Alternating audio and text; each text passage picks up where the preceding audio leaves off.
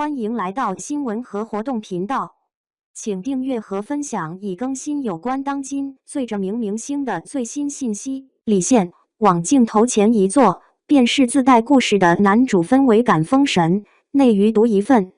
内娱从不缺颜值出众的男星，却少有人能做到往镜头前一坐，无需夸张表情，不用刻意摆拍，只是安静端坐，便自带男主气场。每一寸神态里都藏着说不完的故事。李现就是这样一个被老天爷偏爱的故事感男主，他的镜头魅力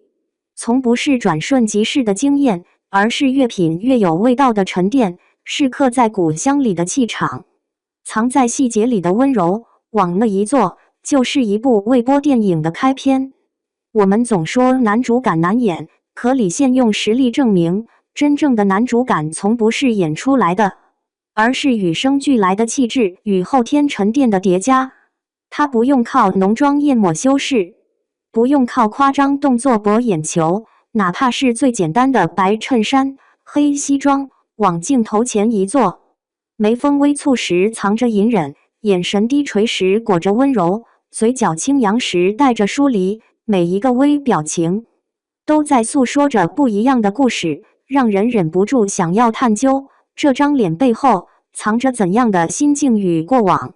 李现的故事感始于他无可挑剔的骨香基底，这是他能做那儿就有戏的核心底气，也是能扛住G社无修生图、外媒高清对脸镜头的关键所在。不同于千篇一律的精致皮香，李现的骨香自带粗粝感与立体感，眉骨高挺却不凌厉，眼窝深邃藏着星河，鼻梁笔直流畅，下颌线锋利清晰，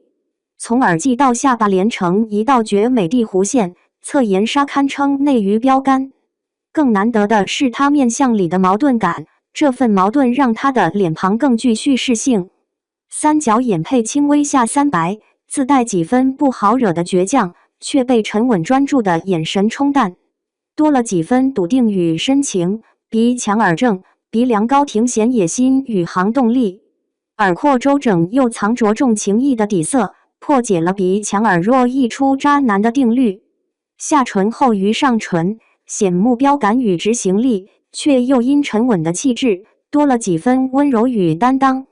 这种骨香优势让他无需刻意修饰，往镜头前一坐，哪怕只是静态画面，也能传递出丰富的情绪。可以是西装革履时的儒雅绅士，也可以是休闲穿搭时的松弛少年，可以是眼神凌厉的高冷大佬，也可以是眉眼温柔的邻家哥哥。就像米兰时装周上，他身着藏蓝西服套装端坐，刺猬头发型凸显贵气，宽肩窄腰的身材撑起西装的笔挺，哪怕只是安静坐着，也能被外媒捕捉到独有的男性魅力，被赞用生图定义新派硬帅。真正让李现的男主感封神的是他镜头前那份独有的松弛感，不刻意凹造型，不刻意迎合镜头，而是将真实的自己舒展在镜头前。这种反表演式松弛，恰恰是故事感的核心密码。与那些镜头前拘谨、刻意摆拍的明星不同，李现往那一坐，仿佛镜头只是旁观者，他只是在享受当下，却每一个瞬间都充满叙事感。后场时，他微眯双眼，神态松弛，仿佛在思索着什么，那份不经意的慵懒，藏着不疾不徐的从容。采访时，他坐姿挺拔却不僵硬，脊背挺直如松，肩颈舒展自然，哪怕英文交流略带生涩，也始终坦诚从容，没有丝毫局促。那份真实感让他的形象更显立体丰满，就连简单的整理袖口、低头浅笑，这些不经意的小动作都自然流畅，没有丝毫做作，仿佛就是故事里的男主，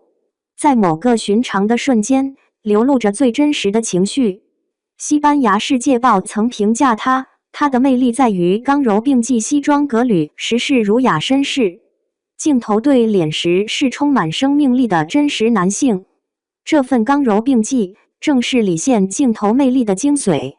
他不用靠眼神放电，不用靠肢体煽情，只是安静端坐，那份疏离与温柔并存，坚定与松弛共生的气质，就足以让人沦陷。仿佛他的身上藏着无数个故事，每一个眼神都能勾起观众的好奇心。真正的男主感从来不止于外在的古香与气质，更源于内在的清醒与自律。这是李现的故事感能长久保鲜的终极密码。他深知，演员的魅力从来不是靠流量堆砌，而是靠日复一日的打磨与沉淀。10年如一日的健身，让他始终保持着健硕的身材与挺拔的体态。33岁的他，依旧拥有25岁的肌肉紧致度与40岁的男性张力。严格的饮食控制，拒绝高热量食物，让他在镜头前的每一个状态都始终在线。私下里的李现清醒而通透，他不被流量绑架，爆红之后依旧保持初心，连片酬都未曾主动上涨。他1年之间2至3个作品，不追求数量，只追求质量，在自己舒适圈的边缘不断突破，不轻易尝试无法驾驭的角色，对自己、对项目负责。他喜欢读书、观摩影片，观察生活中的每一个细节，用知识与经历丰盈自己的内心。这份内在的丰盈，让他的眼神里藏着岁月的沉淀。坐那儿就像一本耐读的书，越品越有味道。他曾说，没有任何一个单独的点能决定你是否幸运。这份清醒，让他在浮躁的娱乐圈里稳步前行，不慌不忙，不卑不亢。也正是这份清醒与自律，让他的男主感不是转瞬即逝的热度，而是经得起岁月打磨，扛得住时间考验的永恒魅力。在这个审美同质化、流量至上的时代，李现的难得之处在于他不刻意讨好，不追求完美，只用最真实的状态、最扎实的沉淀，把男主感刻进骨子里。他往镜头前一坐，不用说话，不用动作，眼神里的故事，气质里的沉淀，就足以让人沦陷。这不是刻意演出来的男主，而是天生自带故事，经得起岁月打磨，耐得住细细品味的真正男神。